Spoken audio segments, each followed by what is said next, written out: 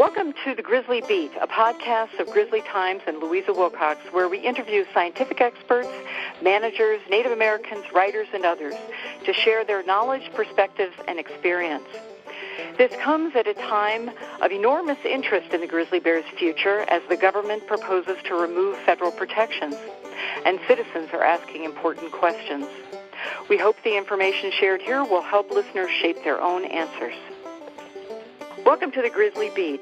I'm Louisa Wilcox and delighted today to have on the show Doug Peacock, who's a writer, naturalist, and veteran, as well as advocate for the grizzly bear. Doug first met grizzlies up close and personal after spending 2 tours in Vietnam as a Green Beret medic, when he returned a bit of an emotional wreck and sought out solace in the wilderness in Wyoming's Wind River Mountains and then in and around Glacier Park. Doug has spent over 4 decades documenting and filming grizzlies in the wild. He's written 2 books on grizzly bears, Grizzly Years and The Essential Grizzly. And he's written other books as well, including Walking It Off, about his relationship with author Ed Abbey, and most recently, In the Shadow of the Sabertooth. Thanks, Doug, for being with us. Maybe we could start off with the fact that U.S. Fish and Wildlife Service has just stripped Yellowstone grizzlies of their endangered species protections. Why do you think this is a problem? Thanks, Louisa. It's a pleasure talking to you. This is nothing new. They've been pushing this agenda for, I don't know, approaching 3 decades now. And all the Federal Wildlife Service has wanted to do with the Yellowstone grizzly is delist it since sometime in the 90s when their rumblings came true. And, of course, they tried it 10 years ago, and people like you and me helped take them to court, and a federal judge reversed that decision to delist grizzlies. They were delisted in 2007 and relisted in 2009. And basically we're facing the same battle today. The reason I'm so concerned is that this time they've added a trophy hunting season by the states, the 3 states that surround Yellowstone. And in my opinion, that will, in itself, along with the loss of protections, the absence of efforts to establish any kind of connectivity or linkage or genetic, exchange with other grizzly bear ecosystems to the north, that hunting season is going to plunge the Yellowstone grizzly, this little island ecosystem of bears, into a terminal decline. And so I feel this is the most important moment of all our decades-old battles to save the Yellowstone grizzly. All these, the combination of climate change and a proposed trophy hunting season is the end of the Yellowstone grizzly. So we're going to have to win this one. Yeah. So a year ago, you spearheaded a letter opposing grizzly delisting in Yellowstone by scientists. Was signed by scientists Jane Goodall and E.O. Wilson and George Schaller and the likes of Ted Turner and actors Jeff Bridges and Michael Keaton. And this led to a film that you did and a campaign, Save Yellowstone Grizzlies. What were you seeking to do with this? Well, I was trying to get the attention of the Obama White House, and that's why I had the signatories that I did. Largely they were elder statesmen, Yvonne Chouinard and older scientists, E.O. Wilson and George Schaller, Jane Goodall, and I think I asked Michael Sule to sign that letter. Mm-hmm. But we also had some good neighbors and relatives of friends that live right here in the greater Yellowstone ecosystem that put us in contact with the people who had an insight on the Obama White House. And we believe that collective effort by everybody got us a small 6-month delay in at least the announcing of the final rule. But climate change in itself. Obviously, President Obama didn't have any idea what his troops were doing and saying. He didn't have his oxen under a great yoke during the last of, because that is, in my opinion, a significant mar on a job well done by President Obama, especially on climate change. And this one just slipped through. And that whole effort, and it was helped a lot by, just some local, just a bunch of friends of mine, Dan Sullivan and Chuck Firestone and Andrea Peacock in particular, put together that Save the Yellowstone Grizz, and got enough money to send Chuck out to the climate march to have a presence there, and just to continue to engage the public in as broad a way as we could. Comments to Obama and signatures on petitions. I think they got over 800,000 altogether. Mm-hmm. And this is not expected to you're not going to rein in the Federal Wildlife Service on their urgency to delist the Yellowstone Grizzly, but at least we could get somebody's attention and engage the public at the same time to let them know this is all our battle, and that bear is going to go away without our involvement. We've got to beat the feds this time in a federal court. All of that activity, the political action and whatnot, it was fine, but now it's clearly shifted into the courts. And we have 4 or 5 different lawsuits against the delisting rule by the Federal Wildlife Service. The one that I'm most closely involved in is the one by Earth Justice, representing, among other people, the Sierra Club. So the U.S. Fish and Wildlife Service is saying it doesn't matter if we've lost a critical food source, white bark pine, to climate change and disease. And the climate change, in fact, doesn't matter to grizzly bears. What's your response to this? Those guys are leading with their chin on climate change. The sheer arrogance that even with this administration, with flat earth science roaming around the globe, to dismiss the importance of climate change to Yellowstone grizzlies is the most blatant over misstatement I've ever seen a federal agency do. And, from now on, every decision, every piece of litigation about endangered species of any kind is going to include an evaluation of climate change. And I don't think if the Federal Wildlife Service has to do this another 1,000 times, I don't think they'll ever lead with such a blatant dismissal of the effects of climate change, now or in the future. And I was really amazed to see that flat earth statement was still in the Federal Register in the final rule. If I were them, this is a matter of playing smart litigation and politics, I would have taken that sucker out. But they didn't. And I feel that's exactly, those are the grounds on which we should reverse this rule.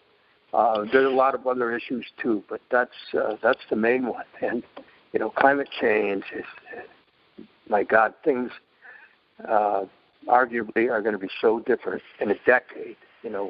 Anytime you read national, international news about climate change, anytime anybody writes century, just substitute decade. And that's how fast it's happening. I have a project up on the Beaufort Sea working with the Inuit to expand a national park, and it happens to be the observational epicenter of abrupt climate change. There's no sea ice. It's way the hell off the continental shelf where all life, where things like polar bears happen. And the ocean bed, the continental shelf, is boiling methane, and so is the thawing permafrost. And that is a feedback system that's going to zap us. And it's going to zap us and our climate down here worldwide and Yellowstone's grizz. And perhaps they are at least as adaptive as we are, grizzlies. I'll listen to an argument like that, but, the effects upon us, the projections that I read, that I listen to, we could see industrial, agriculture collapse in the next decade, which would, that's two-legged species we're talking about. And perhaps Homo sapiens will in a very short time, will go through another bottleneck. And I don't know how tiny that bottleneck is going to be, but it might take enough pressure off the crowding we're doing upon things like the island, which is Yellowstone grizzly population segment, to give them a break. But, I mean, those are all awful prognoses. I happen to think that's quite in the realm of reality, but, I mean, for the federal government entrusted with taking care of our endangered wildlife, for them to just blow it off, it's unforgivable ignorance. Yeah, and it's stunning. We shall see in the courtrooms soon enough, I think. So, Doug, you just mentioned the problem of Yellowstone being an island. Fish and Wildlife Service would have you believe that a recovery target in Yellowstone of 500 grizzly bears has been met for the last decade, and that's fine, and that's enough. And you've argued that that's not enough. Maybe you can describe or discuss what your vision is for grizzly bears. Well, the only viable success story for Yellowstone grizzlies is for the population to expand onto existing habitat and complete the linkages over freeways. It doesn't matter. But our culture happens to have enough management, enough biology, enough engineering. We can do those kinds of things, and that population has to grow.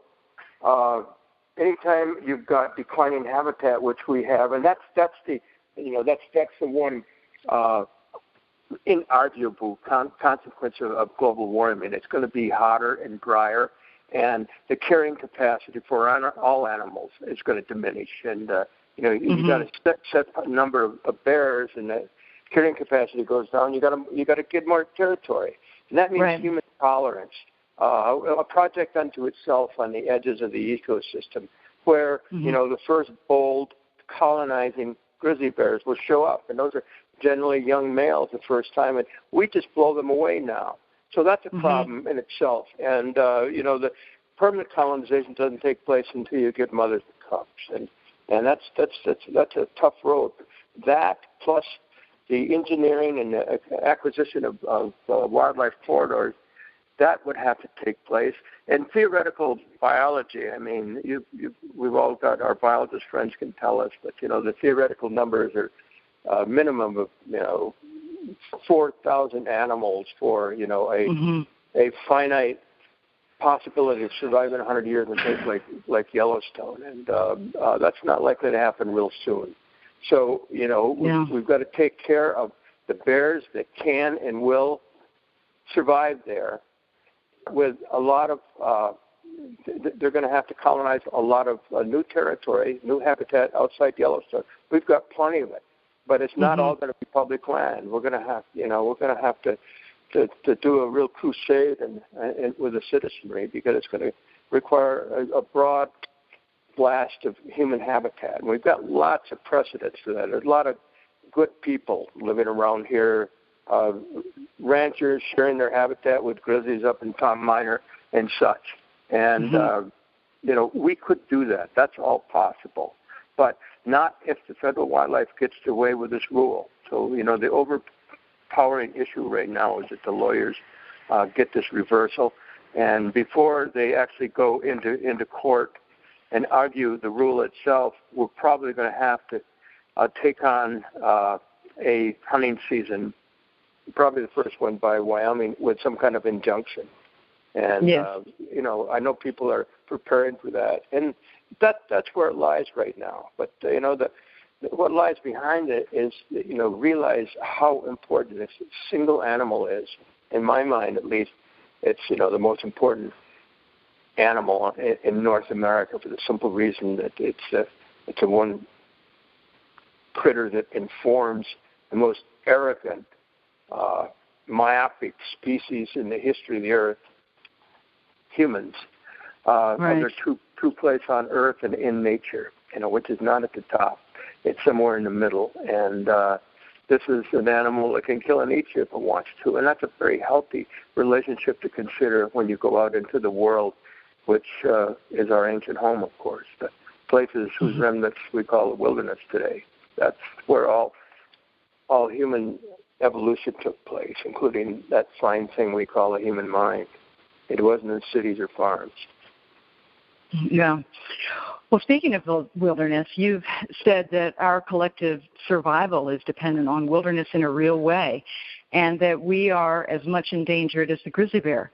Can you amplify your thoughts on this?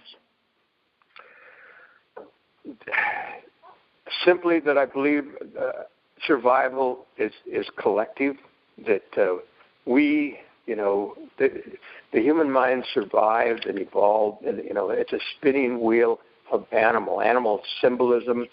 I'm sure that's where our language came from, observing animals and trying to talk about them. But I cannot see Homo sapiens apart from vast areas of the original habitat. I mean, the simple observation that that which evolves doesn't survive without the conditions of its genesis. And again, my argument is, I've spent almost all my adult life so far and fighting for wilderness, for whatever lives there. But it's also, that is the native home of Homo sapiens. That's what we came out of, and it's whoever is. Right now, we live in a time of what should be pure. It should be rational care, because what we've done to the planet and the fact that global warming is happening, that Arctics are heating up twice as fast as anywhere else. All of that, means that we're as endangered as any grizzly bear or lynx up and down the land. And the fact that we don't believe in it does not change the reality of our predicament. And we're going to, whatever survives, we're just going to need chunks of that wilderness to continue surviving in, perhaps even to evolve on. And it'll also be there for all the other plants and animals. So, that's if you can keep a grizzly bear on the land, boy, that's a huge start, because you can virtually keep everything else there too. Yeah. Well, you said in an interview in The Tonight Show in the 1970s that, you didn't believe that we could have 2 million visitors annually in Yellowstone without severe impacts to grizzly bears. And now today we have over 4 million a year coming to Yellowstone to enjoy wildlife and some respite from their lives. There are major traffic jams for wildlife, and even at the entrance stations. What do you think should be done about that problem? I'm not much of a manager of human traffic, but it doesn't take a lot of enlightenment to see that you just cannot cram private vehicles onto those little corridors, which are death roads for wildlife, grizzly bears included. Denali. I was up there a lot 20, 30 years ago, and they had a shuttle system that worked. And I know Glacier's looking at it now, and Yellowstone's going to do the same. It's crazy to think you can have this almost 19th century notion of vacation and travel and recreation in a place like Yellowstone with just countless millions of people and vehicles that they travel in. There's not enough. Even if 98% of the time they stick to the road, that's still. That's a lot of that's a little too much. I don't believe you can have quite that much traffic without unnerving the natural behavior of wild animals and the movements of wild animals. And that's something the Park Service should really take care of. I mean, that's what they're good at. They're good at those solutions, and they probably already thought of what will work for them. And it's just a matter of political courage if they're going to say so. Right. No, because I agree. It's money, and money and greed drive most of our problems today. Arise from human greed, and there's a lot of money in the national parks for somebody to make, and they want that traffic, but it's not sustainable in any way. Right. Well, Doug, you've shared so many stories of grizzly bears in your writing and in interviews, and you often shared a story about one of your favorite bears up in Glacier Country that you call the Black Grizzly. Why was he a favorite of yours? Well, he was the baddest thing on the mountain. And, I would run into the black grizzly in huckleberry habitat this time of year, maybe a little later, the end of August, the first 2-3 weeks of September. And it'd be in prime huckleberry habitat where in Glacier there'd be a seasonal, you could call it a gathering or a concentration, where grizzlies migrated to a small fringe mountain range in Glacier Park. And I don't know where they all came from, but the ones I was lucky enough to recognize came from the interior of the Livingston Range, like up at Arrow Creek and Trout Creek drainages and stuff like that. And but they'd come all the way over there during the huckleberry season because there was so much food. And a huckleberry patch isn't quite a salmon stream or a garbage dump where you see, just tons of grizzlies stacked in there. But it's enough where a grizzly bear is going to have several interactions with other grizzly bears every day. And you get to watch that. And so it's a social hierarchy. Every bear, every wild grizzly, and this is true anywhere, anytime, even in Yellowstone and Glacier, they know every other bear and how they should react to it, whether it's a bear to run away from or displace, to dominate or whatever, they know. And so in Glacier I'd watch, all this stuff going on. Mothers with cubs running off sub-adults and bigger bears running off families and, and people and tolerating family groups almost together at one time sharing yearling cubs. And then there was this big black grizzly that would come in late to this area, this concentration of grizzlies. I mean, it's a place where Peter Matheson and I saw 25 grizzlies, different ones, in 2 days, including 16 at one time from one little place. And that's a hell of a lot of bears stacked in there. Well, anyway, this black grizzly would show up late in the year, and he would charge everything and try to kill everything. I saw him fight, and even I saw him fight. I never saw him succeed in killing anything, but I mean, he was just the baddest son of a bitch in the world. And one of those times, he let me pass the ridge. I was passing on a ridge, a knife ridge in Glacier, headed for the crest of this little mountain range during a, winter storm was blowing in. And I couldn't get off the sides, and I had to get up to my camp. And all of a sudden, there's a mother grizzly and her little yearling cub below me eating huckleberries, and I see behind her is this black grizzly. And he's going to see her, and he does. And all of a sudden, there's bellows and roars, and this mother grizzly runs right across the ridge, right in front of me. I'm on the top with a black grizzly behind, just a couple of yards behind. And he starts to catch up with his cub. And at the last minute, the mother knows that. She spins on her heels, locks jaws, and they fight and bellow, the sounds of which, there's nothing like it in nature, like grizzly bellowing and roaring and fighting. Anyway, it backs off into a stalemate where the black grizzly just turns his body slightly and the fight's over. But meanwhile, he's on this knife ridge that I have to pass in order to get to my camp because there's a storm coming in, and I have to interact with this son of a bitch. And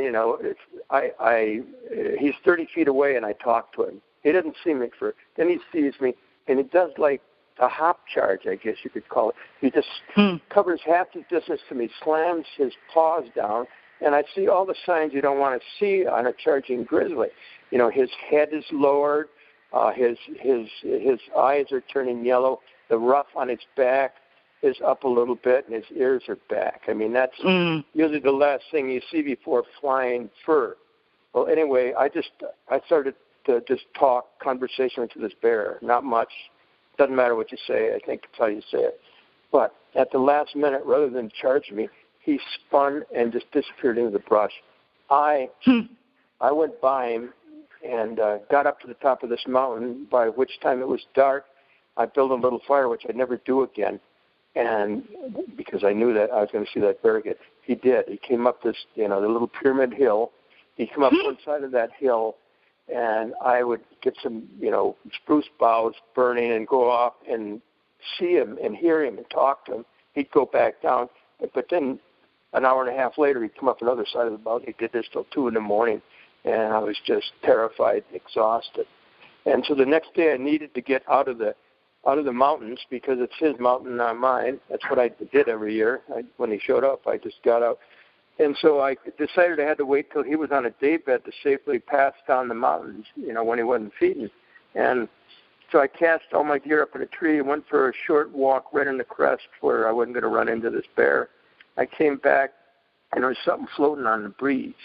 And this black grizzly had pulled down my cache of gear and eaten everything that smelled to me. I mean, it's a dirty T-shirt and a sleeping bag, while ignoring everything else, tents, anything. It's sending a very personal message for me to get the hell off his mountain, which I did.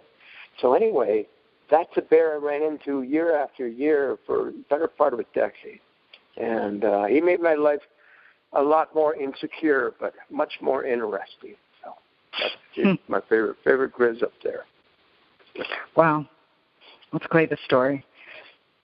So, Doug, you were a really good friend of Everett Abbey's, and he framed the character George Washington Hayduke on you in a book he wrote called The Monkey Wrench Gang. Maybe you could share a bit about your relationship with Ed. Well, here's the most difficult close friend I ever had. And I wrote a whole book on this called Walking It Off, so I won't linger on it. But, that friendship, we fought like brothers. And but at the end, I was with him. I spent the last night with him. The last time he smiled, that Abby smiled, was when I told him where he was going to be buried. And 2 days later, I buried him out in this beautiful desert. I tend to go back most years on the anniversary of Ed's burial, which is March 16th, which is also the anniversary of the My Lai massacre, which I flew over going out of Vietnam when it happened. And so that's my Day of the Dead. And when my culture doesn't provide ceremonies, I sort of invent my own. But last time I went out there, a friend of mine, Doug Tompkins, drowned in a kayak accident with his friends Rick Ridgway and Jeb Ellison. And I went out for Doug Tompkins Memorial in San Francisco, and Yvonne Chenard told me that Rick hadn't come back from the other side yet. See, Rick was in the kayak with Doug. They both capsized. Doug died of hypothermia. Rick, who's a little younger, made it, and just barely made it, but he came really close.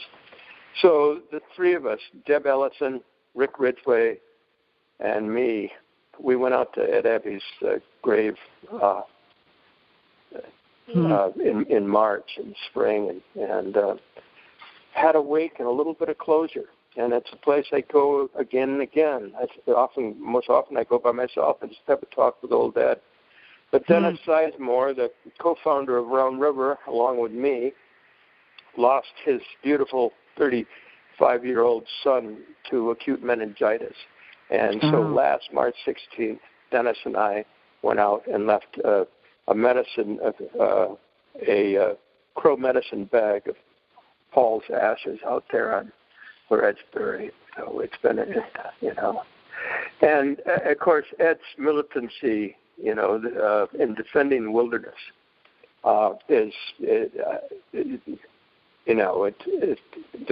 no question. That's why we became friends. We shared a belief, the simple belief in the importance and the value of wilderness and the need to fight for it. And, that's his legacy. And I push it all the time, every day, no matter what I do, giving interviews or writing articles or writing books. I mean, Ed Abbey's vision and mine are remarkably similar all these years later. Yeah. Well, there cannot be a stronger voice for wilderness than Ed Abbey's other than yours. And I think you're sharing a lot with people at large, with younger generations, and hopefully get them more engaged in protecting what we have left, which is shrinking day by day. Yeah. So thank you, Doug. Thank you, Louisa. So I'll leave on this note, but are you optimistic about the future of grizzly bears in places like Yellowstone? Probably, even though I'm realistic to know it's an uphill fight all the damn way. But so is it's an uphill fight for the survival of our own species, and I'm certainly going to fight that one till the end I die. So, I get that all the time. People write books on how if you're optimistic, things are going to be good, and if you're pessimistic about the future, that things are going to be bad. But truthfully, I don't think it matters what you think. We need to recognize that the reality is grim, that the fight is uphill, and fight anyway. The important thing is to fight. And I would guess because of my willingness to do this up until I'm pushing up daisies or bear grass, I have to be optimistic.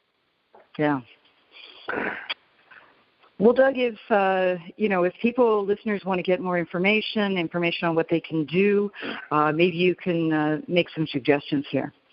Yeah, I have a site which all my articles and writing is on it. It's just dougpeacock.net. It's dougpeacock.net.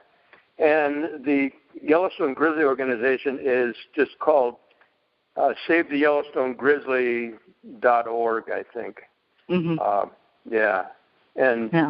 That's a place to start. And I have an author's Facebook site that gives all my books and all the magazine articles I've published in the last 40, 50 years. Mm-hmm. And that's that's a good hunk of work. It's an amazing amount of work, and just having gone through some of that list myself, the number of articles that you've published or have been published on you and your books, it's quite a reading list. Thank you, Doug. Thank you for taking the time and your long-standing commitment to grizzlies in the wild. This is Louisa Wilcox, and you're listening to the Grizzly Beat.